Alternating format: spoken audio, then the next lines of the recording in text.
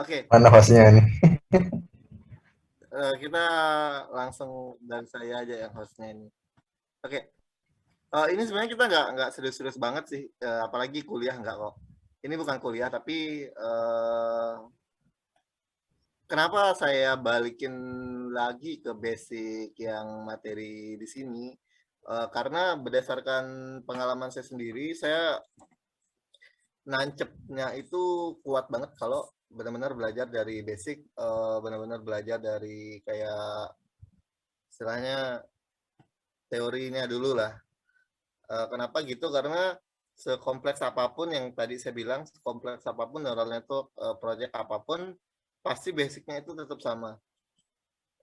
Yang pertama adalah neural network. Neural network itu kita udah sama-sama tahu, inspirasinya adalah mengubah pola pikir komputer dengan melihat yang ada manusia. Sorry, di share screen-nya ada kelihatan partisipan ini nggak? Ada, aduh, menutupin. Oke. Okay. Jadi, idenya neural network adalah kita bikin seorang bayi, kita melahirkan seorang bayi di mana bayi ini kita ajarin untuk berlatih. Misal ini, lihat mana kata, mana singa, mana burung. Nah, kira-kira konsepnya gitu. Neural network itu adalah kita melahirkan seorang bayi di mana bayinya kita ajar dari nol. Artinya apapun yang kita punya, apapun kasus kita, yang kita punya itu adalah seorang bayi. Jadi kita mau bikin fraud spam email misalnya, cek email itu ada spam atau tidak spam dengan neural network. Artinya kita melahirkan seorang bayi di mana bayinya ini kita ajarin, oh ini loh dek, email yang spam, ini loh yang bukan spam. Yang spam itu misalnya ada kata-kata penipuan atau kata-kata tertentu yang mengarah kepada spam gitu. Nah, konsepnya gitu. Apapun kasus yang berkaitan dengan neural network itu pasti kita melahirkan seorang bayi, di mana bayinya itu adalah neural network kita sendiri. Itu yang dipahami dulu. Jadi apapun proyeknya, mau NLP, mau searching, mau proyek klasifikasi, regresi, ini yang regresi, neural network tuh bisa kita pakai regresi, clustering pakai neural network itu bisa. Jadi neural network ini adalah istilahnya kebalikan reverse engineer dari matematiknya. Jadi kalau mau bahas matematiknya itu agak panjang. Kenapa? Karena dalam kasus misalnya linear regression, oke, kita pakai beberapa metode untuk pengulangan dan evaluasi supaya ketemu satu slope sama bobotnya. Nah, jadi tapi dari neural network itu kita balik. Neural network itu adalah kita balik dari matematika tadi. Jadi kita tidak punya istilahnya metodenya, tidak punya caranya, tapi kita lihat ajarin datanya dulu gitu. Jadi sebenarnya semua kasus yang berkaitan dengan machine learning, kalau dia udah neural network, artinya kita punya bayi gitu aja. Ingat, kita punya bayi, kita ajarin satu-satu bayi itu. Nah, kenapa dibilang neural network? Karena sebenarnya manusia sendiri kita dilahirkan dengan jaringan syaraf tiruan. Kalau belajar biologi ada istilahnya neuron, ada dendrit, ada akson, ada sinapse. Nah, jadi inilah yang dimodelin ke persamaan matematis. Intinya gitu. Kita mengubah sesuatu yang secara teori kita tahu, tapi masih abstrak kan kalau yang biologi, tapi kita ubah dia dengan persamaan matematis. Itu aja sih bedanya. Nah, eh, strukturnya sama sih sebenarnya. Dendrit ini adalah input, dendrit ini adalah input, kemudian nukleus itu adalah proses, dan sinapse itu adalah reseptor, baru nanti akson itu untuk passing ke eh, neural atau istilahnya sel-sel lain gitu.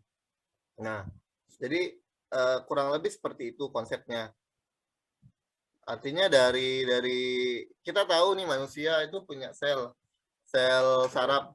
Sel saraf itu ada untuk input, ada untuk transform sinyalnya, kemudian ada satu function untuk membypass ke sel lain kayak gitu. Nah, itu udah dimodelkan kalau kita istilahnya kalau kita pikirkan gimana bentuknya, gimana papernya itu panjang sekali dan itu bukan bidang kita. Kita hanya tahu neural network itu inspirasinya dari manusia. Oke, saya percepat karena itu pengantar aja.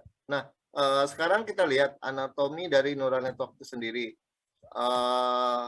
Yang kayak tadi, anatominya adalah basicnya neural network itu adalah dari jaringan saraf manusia. Namanya jaringan saraf tiruan, artificial. Kenapa dibilang artificial? Karena kita manusia itu untuk memodelkan sesuatu pasti dibawa ke matematisnya. Nah, ketika tapi beda dengan ciptaan Tuhan kan, kalau ciptaan Tuhan itu sangat kompleks dan sangat fleksibel, dan tapi kita itu terpaku sama matematisnya. Jadi semua neural network, apapun algoritmanya, apapun kasusnya, pasti begini bentukannya. Ini masih abstrak neuron. Nah, kalau di sini ada teman-teman programmer, abstract function itu adalah sebuah function yang tidak di-override, artinya yang tidak ada implementasinya kan. Nah, sama kayak ini abstrak neuronnya, artinya ini adalah kerangka. Kalau bahasa programmingnya ini adalah kelasnya lah. Objeknya nanti kita buat di bawah gitu. Jadi kelas di neural network itu adalah dendrit, ada cell body, ada threshold, ada summation, ada axon. Nah, ini adalah anatomi-anatominya. Jadi kalau kita ngoding neural network udah kebayang. Ini adalah kelas, neuron ini adalah kelas di mana propertinya adalah yang ini. Dendrit, cell body, threshold, summation, axon. Nah, kalau yang basicnya dari MIPA, anggap ini adalah udah orang riset, udah jadi udah ditahulah pemodelan dari sini, kemudian kebentuklah model matematis seperti ini gitu. Ini aja yang perlu kita pelajari, karena kalau pelajari bagaimana dari sel sampai sini itu udah ke bidang neuroscience, bukan ke bidang machine learning. Nah, tapi kita sebagai machine learning, kita cuma perlu tahu ini. Dendrit, summation, threshold, axon. Ini masih bahasa biologi ya. Sorry, saya agak tersedak. Ini bahasa biologi, tapi bahasa orang machine learning itu agak beda. Nah, apakah bahasa orang machine learning itu adalah ada input, artinya input ini yang dendrit. Jadi intinya semuanya itu ada input, proses, output, di mana inputnya ini adalah data, bisa 0 sama 1, bisa angka, tapi tidak bisa teks.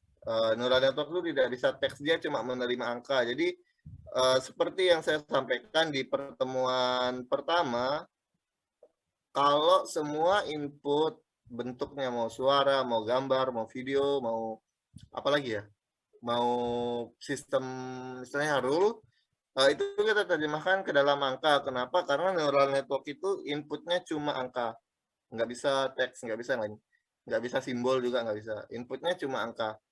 Nah, nanti setelah masuk angka ini ada satu proses, baru outputnya ini adalah istilahnya hasil dari proses ini diterjemahin ke dalam satu output yang kita sebut akson di sini bahasa biologinya.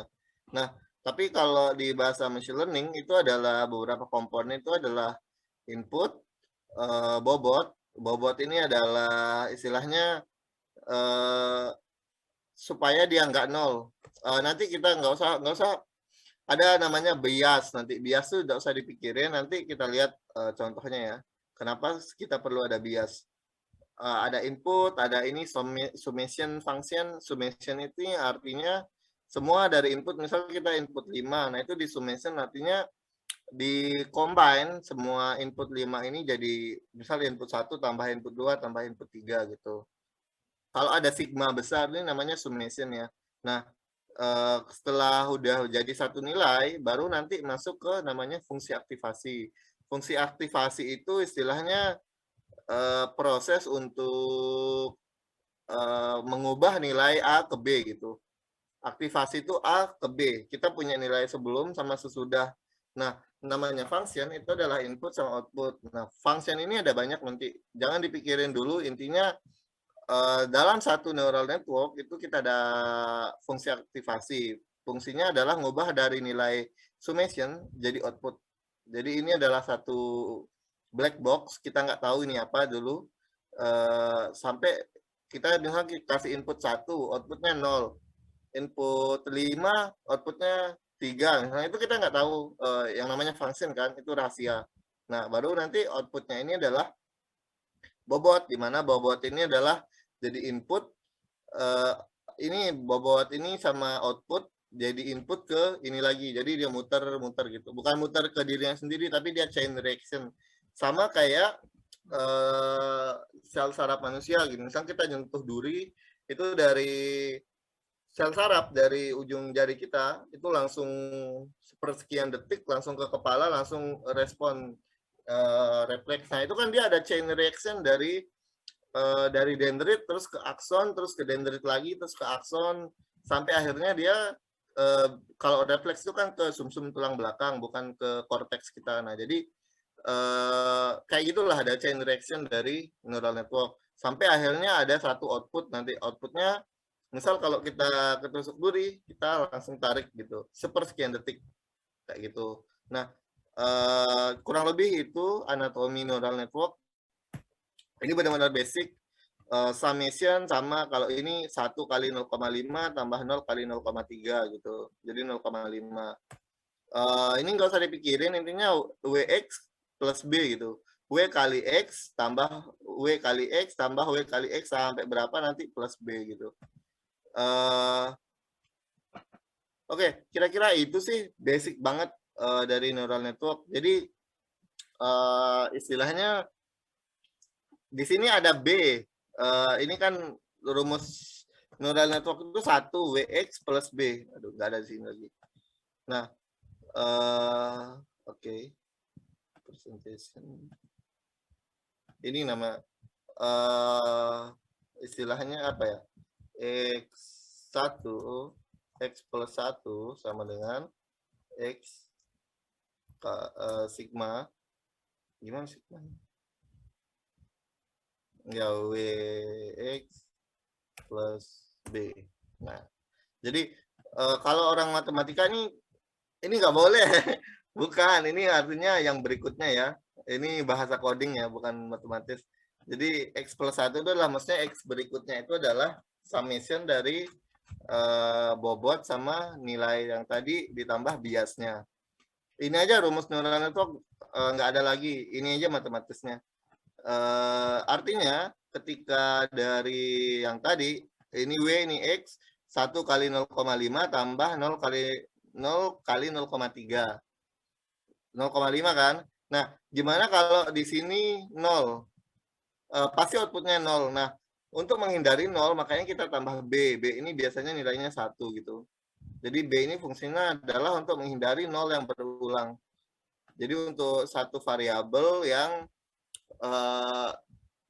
bias lah itunya, dia nggak berpengaruh ke perhitungan, tapi mencegah adanya 0 yang berulang tadi. Jadi kalau udah 0 kali 0, itu nggak mungkin naik lagi kan. Nah, supaya dia ada kemungkinannya nggak 0, itu kita tambah 1B. Intinya itu. Oke.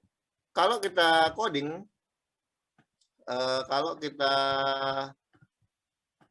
coding neural network, misalnya kita ada kelas neural net, berarti kita adalah butuh, misal di Python deh langsung ya.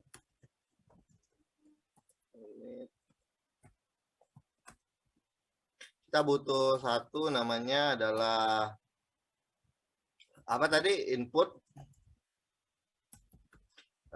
Kita butuh yang namanya, yang tadi mana sih, bobot, di mana bobot ini adalah 1 W. W ini dalam bentuk array, inputnya ini juga array. Ini array-nya bisa 2 dimensi ya. W ini adalah bobot, terus self bias itu adalah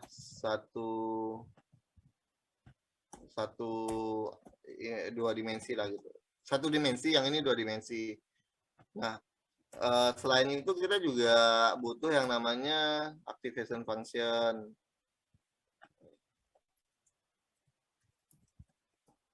Ini adalah function gitu. Kemudian kita butuh itu aja sih sebenarnya. Kita butuh metode untuk forward. Forward ini adalah dia jalan ke depan, berarti self yang ke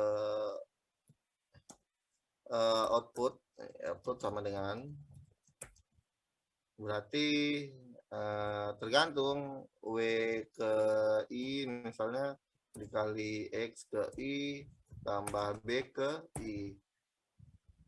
Nah kayak gini baru nanti gini aja sih, nanti ini kan berulang. Sebenarnya ini for, ini ada for input kayak gini, nanti dia gini aja sebenarnya neural network. Oke, jangan pikirin self-nya ya, self ini bukan apa-apa deh, kita nggak usah langsung ke Python-nya. Intinya kita ada beberapa komponen yang wajib ada input W sama B, activation function, terus ada satu function untuk jalanin ini ke depan gitu. Karena dia berulang, nanti kita panggil berulang-ulang gitu. Nah, konsepnya itu aja. Kemudian, oke. Sebenarnya ada contoh perhitungan, tapi agak pusing nanti karena nggak bawa catatan. Intinya gini, tugas kita sebagai engineer adalah menyusun yang tadi, istilahnya satu ini kita sebut neuron. Neuron-neuron ini gimana sih dia jalan ke depan gitu, gimana sih biar dia bisa masuk dari awal sampai ketemu output. Nah, kita susun namanya arsitektur. Arsitektur itu adalah susunan neuron-neuron yang kita punya. Ada istilahnya multi layer, berarti layernya banyak. Jadi neuronnya itu kita susun berdasarkan layer-layer. Kemudian layer itu artinya satu hierarki gitu. Jadi dari input kan pertama. Nah, dari input turun ke bawah itu satu layer. Turun ke bawah lagi satu layer. Nah, anggota berapa jumlah neuron dalam satu layer itu kita nggak tahu. Kita yang tentukan gitu. Dan gimana cara tentukannya? Cara terbaik itu adalah sebenarnya trial and error. Nanti konsepnya adalah semakin banyak layer, semakin besar kemungkinan kita ketemu satu perhitungan yang bisa terjemahin objeknya gitu. Jadi nanti dicoba dari kecil dulu, baru naikin jumlah arsitekturnya. Nah, tapi konsekuensinya kalau kita pakai arsitektur yang terlalu banyak, itu akan lambat di performanya. Nah, kayak gitu. Kira-kira ada yang ditanya nggak? Atau udah jelas sampai sini? Nah, udah jelas ya? Oke. Itu sih neural network, terus ada single layer, multi layer. Multi layer itu artinya ada banyak layer, ada hidden layer di tengahnya, sama aja kok. Nah, activation function ini adalah function.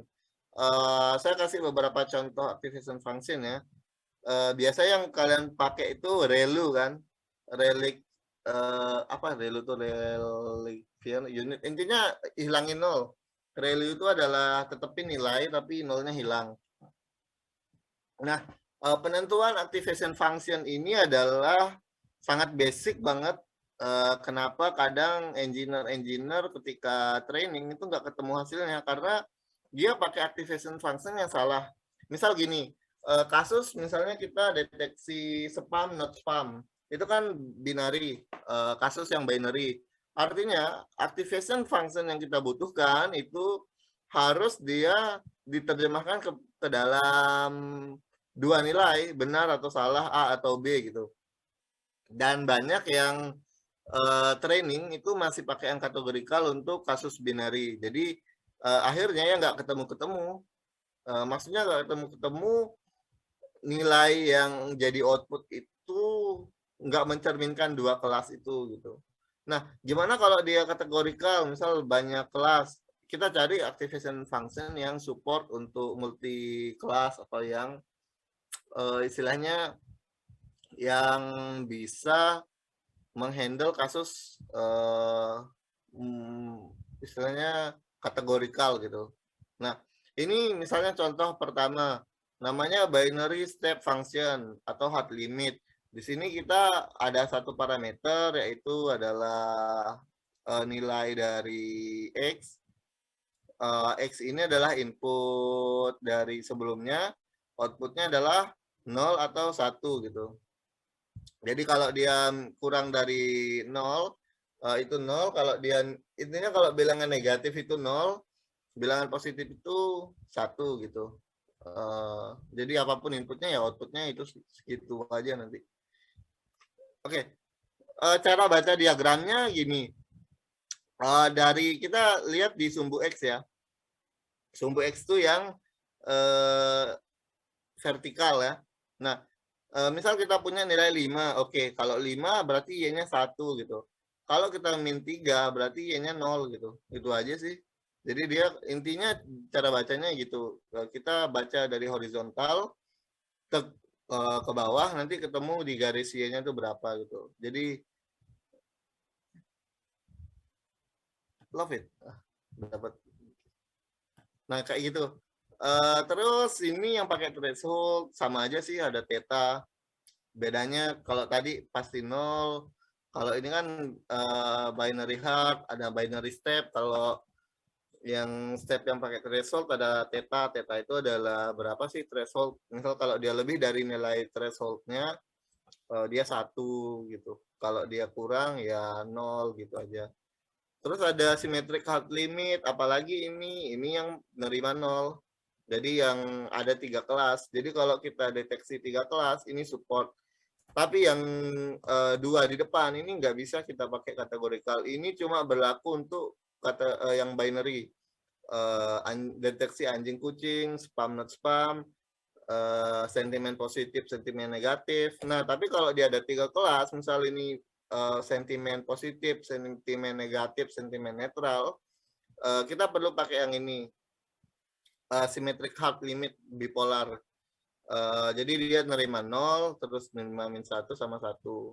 Nah, cuma kelemahannya adalah untuk menerjemahkan si symmetrical hard limit ini ke misalnya kasus yang tengahnya itu jadi jarang gitu. Jadi kalau misalnya kasus yang kayak sentimen analisis tadi, positif, negatif, sama netral, itu nggak cocok sama ini. Kenapa? Karena kelas netralnya itu pasti kecil kemungkinannya dapat. Jadi akurasinya bakal rendah. Walaupun di tweak apapun, kalau di pemilihan ininya salah, nggak bisa naik akurasinya gitu.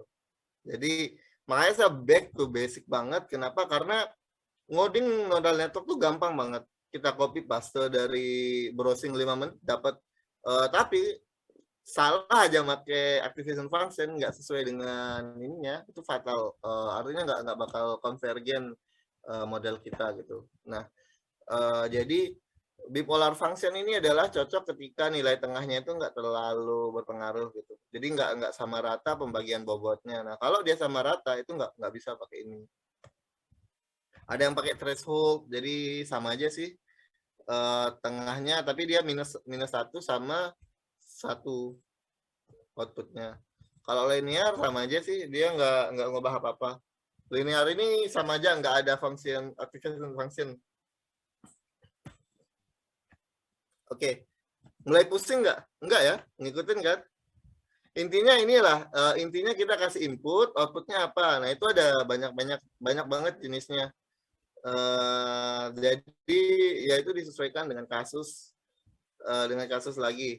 Dan sedikit bocoran, kalau teman-teman ngambil sertifikasi machine learning di LinkedIn ataupun di tempat-tempat lain, ini bakal jadi pertanyaan penting banget. Saya udah 2 kali ikut, yang pertama dari Huawei, yang kedua dari LinkedIn itu, dan pertanyaan tentang activation function itu penting banget dan banyak banget keluarnya. Kayak misalnya untuk kasus ini, activation yang cocok adalah A, B, C, D, E. Nah, itu teman-teman disuruh milih. Dan secara praktikal, activation function ini adalah memang kita nggak pakai semua, nggak mungkin kita pakai semua. Dan kalau mau main aman ya pakai relu sama sigmoid gitu. Kalau dia kategorikal, kalau dia binary kita bisa pakai sigmoid juga, tapi kita limit nanti dia pakai threshold gitu. Kalau mau main aman gitu. Tapi kalau untuk benar-benar nge-tweak ke performa neural networknya itu antara neural network satu sama yang lain activation-nya itu bisa kita tweak juga gitu. Oke, ini yang paling terkenal adalah sigmoid 1/1 plus E minus theta X. Artinya di sini kita kalau biasanya sih di library itu pakai theta yang satu ya, yang biru. Ini artinya, ini kalau masih pusing ini, misal kita ada input dari hasil summation-nya itu 5 misalnya. Nah, 5 itu kita lihat di sini. Nah, kalau kita pakai yang tetanya 1, itu berarti sekitar 0,97 lah misalnya nilai Y-nya gitu. Output dari kelasnya gitu. Nah, misal kalau dia 2, oke, masih mungkin 0,8 lah gitu. Jadi ini di inputnya X, outputnya Y gitu. Jadi kita input ke sini, outputnya ke sini. Nah, nanti dari Y ini yang kita bisa pakai untuk tentukan kelas. Misal kita ada deteksi 10 kelas. Ya udah kita bagi 10 ininya. Dan ini sebenarnya bisa sama rata, tergantung kita pengennya kayak gimana. Biasanya yang dipakai 1 atau 0,5 sih di sigmoid ini tetanya. Jadi bentuknya kayak gini lah. Rumusnya ini. Rumusnya gampang. Tapi gambarnya yang susah gitu. Oke. Itu yang bipolar sigmoid, ada yang sigmoid binary, ada yang bipolar. Bipolar ini bedanya adalah dia lebih curam. Kenapa? Karena di sini penyebutnya lebih kecil. Pembilangnya lebih kecil. Terus hyperbolik tangan, ini saya lupa yang gimana. Hyperbolik tangan itu kayaknya mirip-mirip gini sih. Activation tuh harusnya mirip-mirip gini semua. Kapan kita pakai hyperbolik, kapan kita pakai bipolar, kapan kita pakai binary?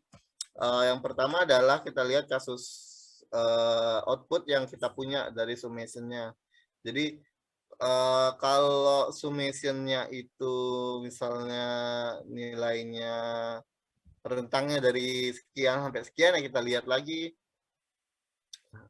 Tapi itu benar-benar scientific banget sih. Tapi kalau mau aman ya langsung pakai yang biasa aja sih. Kalau sigmoid yang biasa di Keras, yang biasa di Python itu yang ini. Yang ini, yang binary sigmoid function. Biasanya tetanya yang bisa kita ubah sih antara 1 atau 0,5 gitu. Oke. Itu ya activation function. Ya kurang lebih gitulah neural network. Yang paling penting pertama adalah activation function. Kemudian ya sebelum masuk ada yang ditanya nggak? Atau kecepatan ya? Atau kelambatan? Atau bingung dari awal ini ngomong apa?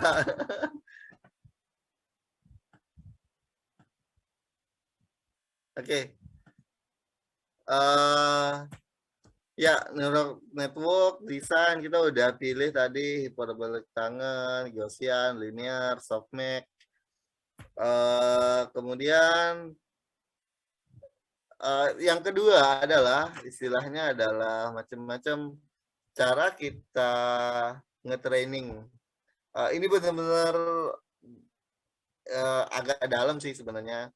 Namanya learning rule itu adalah gimana cara kita menghitung istilahnya perhitungan bobotnya. Nah, tadi saya udah bilang di awal, neural network itu adalah X plus 1 sama dengan WX plus B. Nah, tapi kalau di delta rule itu beda. Nanti dia lihat selisih dari nilai T-nya. Nah, T-nya itu didapat dari perkalian X gitulah. Nah, ada juga momentum descent macam-macam. Oke, kita lewatin yang ini, kita lihat yang mana dia yang learning algorithm, bukan. Nah, ini yang delta rule. Jadi ini perhitungan W-nya itu beda.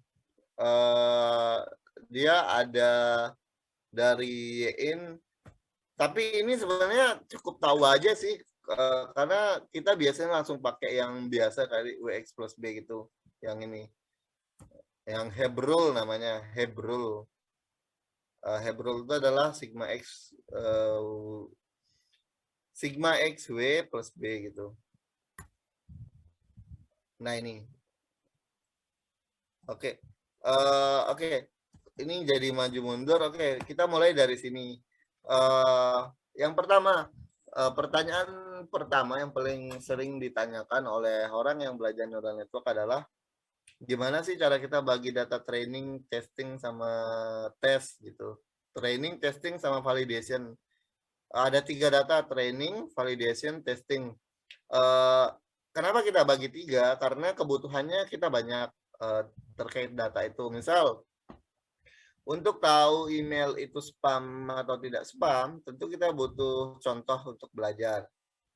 Nah, setelah kita belajar, itu ada ujian kan biasanya di sekolah ataupun kita ngajarin anak bayi gitu. Kita ketemu anak bayi, kita ajarin ini email spam, ini enggak spam gitu. Oke, dia ngerti. Nah, untuk tahu dia ngerti apa enggak, kita butuh satu data sih yang enggak pernah kita kasih sebelumnya ke bayi itu. Jadi kayak dia udah belajar 10 contoh email spam, nah tapi kita simpen nih 2 data misalnya yang dia nggak tahu, kira-kira dia paham nggak sih? Dia paham nggak sih sama email spam nggak spam, atau jangan-jangan dia cuma nebak-nebak gitu aja. Nah, maka kita butuh yang namanya validation. Data validation itu misal ketika kita ajarin ini loh yang spam, ini nggak spam. Nah, kita tanya langsung pakai data kita, ini yang istilahnya gini deh, yang lebih gampang, lebih konkret. Ini botol, ini HP gitu. Kita training kasih tahu, oh ini HP, ini botol. Setelah kita ambil misalnya HP yang lain, botol yang lain, ini apa? Kalau dia bisa jawab HP, berarti itu kita pakai data validation. Nah, bedanya sama data test, dia udah bisa jalan-jalan nih keliling si bayi ini. Kita udah training dari rumah gitu. Pas dia jalan-jalan, ketemu nih sama botol misalnya. Oh itu botol, dia bilang di jalan. Oh berarti itu data testnya. Jadi kita bedanya adalah yang training sama validation itu adalah in-house. Istilahnya ketika training kita langsung tanya, tapi test set itu adalah dia di luar environment yang tadi, di luar proses training, dan kita udah nge-build modelnya gitu. Nah, gitu kira-kira untuk 3 data tadi. Muncul pertanyaan lagi, berapa banyak sih yang kita pakai datanya untuk training, berapa banyak testing, berapa banyak untuk validation. Oke, jawabannya balik lagi, berapa banyak data yang kita punya. Kalau kita punya 1000 data, pakai aturan 80 10 10. Jadi 80%, artinya 800 data itu pakai training, 100 itu validation, 100-nya itu tes. Kalau kita punya 10.000 data, bisa pakai 70 30. Nah, artinya ini misal 10.000 ya. Di available example-nya ini 10.000. Kita ambil 7.000-nya untuk training sama validation, 3.000-nya untuk tes. Nah, dari 7.000 tadi kita bisa ambil 90%-nya untuk training, 10% untuk testing, ataupun 70-30 gitu. Jadi 70-30, ini 70, ini 30. Nah, 100 kan di sini. Nah, 70 sama 30 dibagi lagi 2 kali gitu, bertingkat dibaginya. Itu bisa, ataupun 90, opsinya adalah 70-30, 80-20, 90-10. Itu aja sih yang disarankan, yang direkomendasikan. Boleh nggak kita pakai kurang? Boleh, tapi resikonya adalah ketika kita pakai data training yang kecil, itu kita nggak temu istilahnya model yang optimal. Kita nggak bisa nge-build model yang optimal. Nah, kalau data validation-nya kurang, kita nggak tahu performa runtime. Misalnya ketika training kita nggak dapat data yang valid, peningkatan akurasinya gitu. Nah, tapi kalau di data testing, itu boleh. Kenapa? Karena biasanya data testing itu akan muncul lagi di production gitu. Kayak gitu. Kira-kira itu sih untuk pembagian data yang pertanyaan common pertama lah gitu. Contoh dataset. Terus ada istilahnya cross validation. Cross validation itu adalah ada banyak metodenya. Salah satu adalah default. Jadi untuk memastikan data training kita itu adalah bukan hoki-hokian, kita jadi kenapa ada munculnya cross validation, karena ada kemungkinan hoki-hokian. Misal data trainingnya itu kebetulan dapat yang gampang. Nah, tapi pas testingnya kebetulan gampang. Nah, tapi ketika datanya di rolling itu ternyata dia cuma hoki di data itu gitu. Nah, untuk mengurangi kemungkinan itu makanya ada teori namanya cross validation. Jadi datanya dipotong 10 baru di rolling. Misal ini data ada 1000, diambil 100, ada 10 kelompok. Baru di rolling lah itu, misal di kelompok 1 sampai 7 jadi training, putaran kedua data 2 sampai 8 jadi training, putaran ketiga 3 sampai 9 jadi training, yang gitu-gitu dah. Jadi itu namanya cross validation. Terus ini apa ya?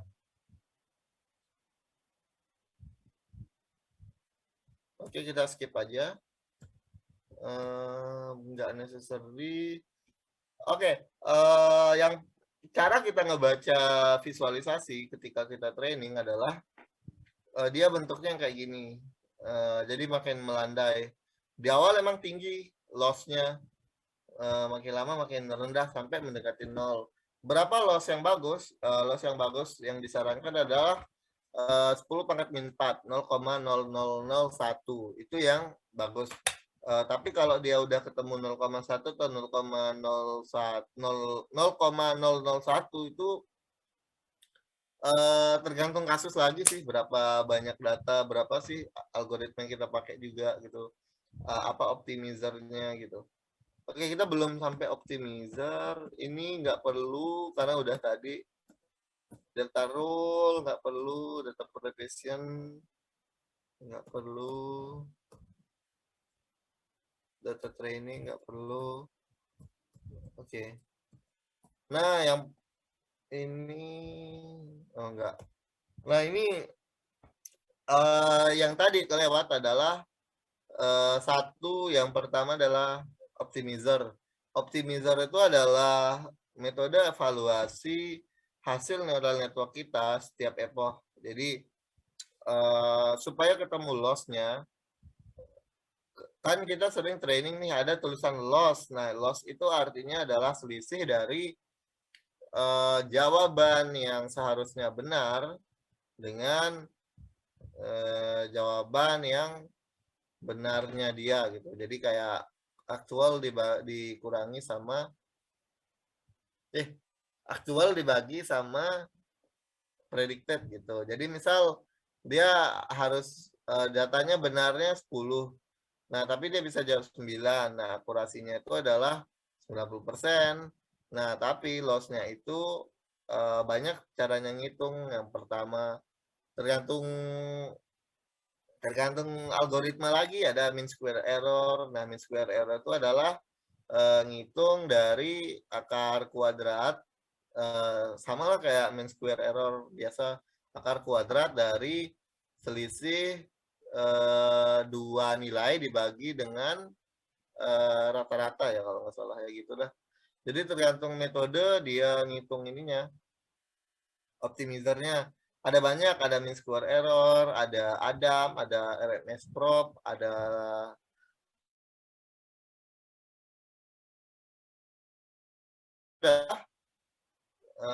gimana cara dia nurunin bukit aja. Kalau kita lihat skemanya adalah optimizer, nah intinya gini sih, sama aja kok dia ini intinya dia mau turun di gunung aja. Jadi misal kita ada nilai outputnya adalah kita udah training nih, dia di sini, maksudnya di sini adalah errornya 0,3 misalnya. 0,3 itu kan masih gede tuh. Jadi dia ubah beberapa parameter sampai akhirnya dia ketemu agak turun nilainya gitu. Jadi tujuannya sama semua, untuk dia dapat global minima gitu. Kalau di sini kan istilahnya semuanya lokal minima. Bedanya lokal minima sama global minima adalah kalau global minima itu sudah nggak ada yang lebih bawah dari dia itu. Jadi itu adalah loss yang paling rendah yang kita dapat. Jadi kalau lossnya kadang udah turun terus naik lagi, itu coba diubah di optimizernya gitu. Kenapa begitu? Karena bisa jadi dalam kasus yang kayak gini bentuknya. Jadi naik lagi kan kita naik turun gitu lossnya. Nah, coba dengan metode optimizer yang lain, siapa tahu dia langsung ketemu kayak yang biru tua ini kayak gitu. Jadi di optimizer ini ada satu parameter yang kelupaan kayaknya di slide-nya, kurang lengkap. Satu itu adalah learning rate. Learning rate itu adalah sejauh mana sih loncatan dari ini, masing-masing optimizer. Ini kan kelihatan halus banget, padahal nggak gitu kenyataannya. Kenyataannya itu adalah kayak gini. Loncatnya A, B, A, B, A, B, A, B gitu. Nah, itu namanya learning rate. Learning rate yang tinggi, konvergennya lambat. Learning rate yang rendah, konvergennya tinggi, tapi ada kemungkinan dia nggak ketemu global minima. Aduh, istilahnya sains banget ini, ngerti nggak? Oke, ada yang ditanya nggak? Kita langsung discuss aja. Karena kalau codingnya gampang, nggak sampai 5 menit kok coding AI ini. Yang terpenting itu adalah konsepnya. Yang kayak tadi, ini namanya optimizer, terus kayak trade off, kita milih optimizer dengan learning rate tinggi sama rendah kayak gitu deh. Oke, ada yang ditanya atau ada yang udah menyerah ini? Metode apa?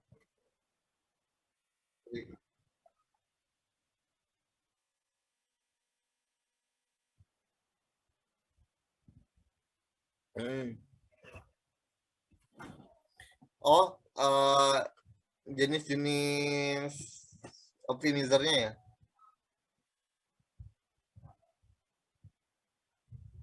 Sebenarnya jenis-jenis optimizer itu yang di sini sih yang biasa dipakai. Selain ini ada istilahnya apa lagi satu ya? Ada delta, ada grad, RMS prop, momentum SGD, Adam, yang gitu-gitu. Sebenarnya saya kalau detailnya saya nggak tahu sih yang terkait sama ini. Cuma saya berdasarkan pengalaman untuk biasanya di kasus-kasus yang kayak regresi macam-macam itu cenderung lebih cocok sama SGD, stochastic gradient descent. Tapi kalau kasus klasifikasi, cobain yang RMS prop atau Adam. Gitu-gitu sih. Itu ya pertanyaannya atau gimana? Benar ya? Oke, oke. Heeh. Oke, so far teori untuk training kayak itu. Nah, setelah training itu ada istilahnya post training analysis. Nah, ini yang susah. Kita setelah training itu kita nggak bisa diamin dia gitu aja. Jadi ada istilahnya setelah training ada beberapa analisa yang harus kita lakukan. Kayak pertama kayak visualisasi, terus kayak kita bikin diagram dari A sampai B, maksudnya dari loss, dari akurasi yang kayak gitu-gitu. Terus kita bisa analisa lebih ke rasionalisasi sih, kayak misalnya dari hasil misal kebanyakan yang spam, kemungkinan data spam itu terlalu banyak kayak gitu. Kayak gitu-gitu deh, lebih ke analisanya. Nah, ini biasanya sih visualisasi itu bentuknya kayak yang tadi teman-teman lihat. Itu contohnya. Terus apa lagi ya? Kayaknya itu aja deh yang di sini. Nah, oke, itu aja sih di neural network. Kayaknya udah semua. Ada istilahnya juga hyperparameter tuning. Nah, hyperparameter tuning itu adalah sebenarnya ganti-ganti ini, ganti-ganti nilai kayak epoch, terus kita ganti-ganti kayak optimizernya. Kita bisa program supaya dia eh, percobaan pertama pakai SGD, percobaan kedua pakai ada grad atau ada delta gitu, percobaan ketiga pakai RMS prop gitu-gitu. Itu bisa diotomasi. Nah, itu namanya hyperparameter tuning. Atau ganti learning rate, terus bisa jadi kita ganti arsitektur neural networknya yang kayak di sini. Mana dia? Nah, yang ini kita ganti-ganti, misalnya nambah layer atau gimana. Nah, itu namanya hyperparameter tuning. Oke, itu sih kayaknya yang di sini. Terus kita masuk ke CNN ya. CNN itu adalah sebenarnya NN, tapi dia ada satu layer yang namanya convolutional. Convolutional itu adalah kayak satu filter. Nah, ini kayak ada satu kayak ini ada satu filter yang bisa nyimpen informasi kayak misalnya tekstur, warna tanpa kita tahu. Kalau machine learning sebelumnya kita kan define tuh kalau misalnya dia kita ambil tekstur bentuk ataupun deteksi tepi kita pakai Kenny namanya edition, kita pakai Sobel. Tapi kalau di CNN kita nggak tahu itu. CNN-nya yang otomatis ngebaca sendiri. Caranya adalah dia spawn random, bukan random sih, spawn filter-filter yang udah ditentuin. Jadi biasanya di tiap library dia itu udah punya yang ini filternya itu filter yang dia pakai untuk ngedetek sesuatu dalam si gambar itu kayak gitu konsepnya CNN. Itu aja sih bedanya dimensi juga. Kalau CNN itu ada tergantung kita sih bisa pakai warna, bisa pakai black white gitu. Kalau pakai warna berarti kita pakai tensor. Ada misalnya 224, 224, 3. Nah, eh itu sih. Terus biasanya kalau di CNN yang biasanya orang ketukar itu adalah dimensi dimensi sih, panjang, lebar, sama dimensi warna gitu. Uh, karena biasanya persegi, jadi panjang lebar. Kenapa persegi? Karena itu memudahkan untuk filternya ketemu sih, matching. Karena filternya itu nanti di belakang ini kita akan bahas dia perlu namanya padding. Nah, kalau teman-teman pakai square neural networknya itu akan agak aneh perhitungan di paddingnya itu nggak cocok di beberapa library dan biasanya beberapa library itu nolak gambar yang nggak persegi. untuk di CNN.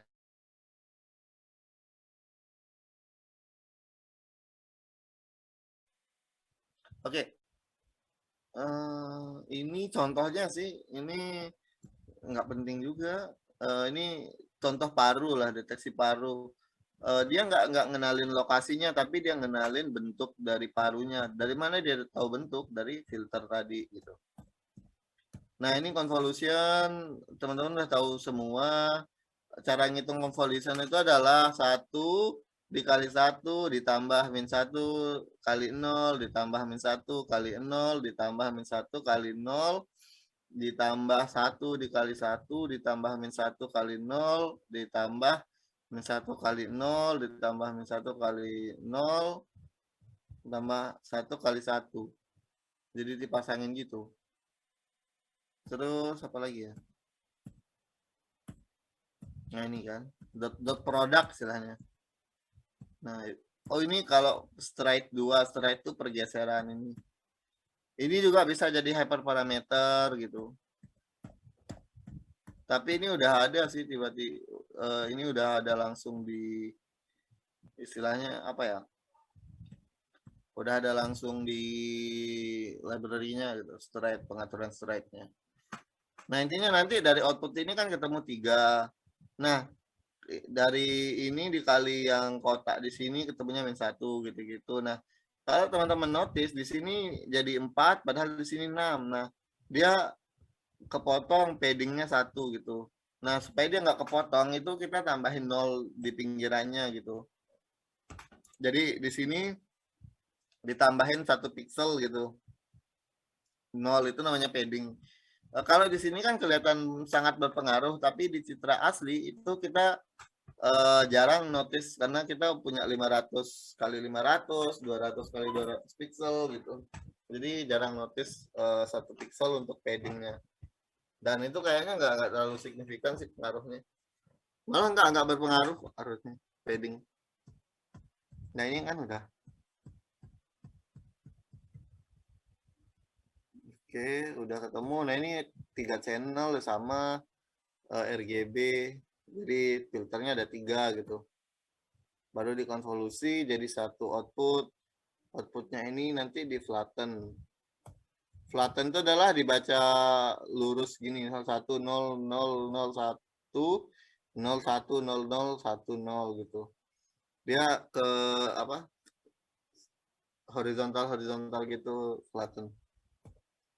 Oke, apalagi ya? Kayaknya udah pada ngerti semua ini ya.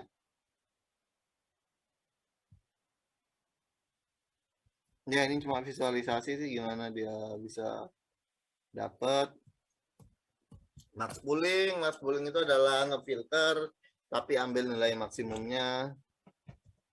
Maksudnya adalah dikali sama kayak yang tadi tapi diambil yang maksimum. Ya ini diambil bagi 4, diambil yang maksimum.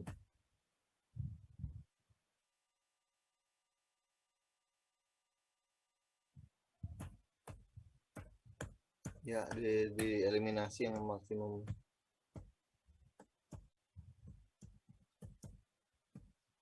Ya tujuan dari max pooling supaya kecil gambarnya.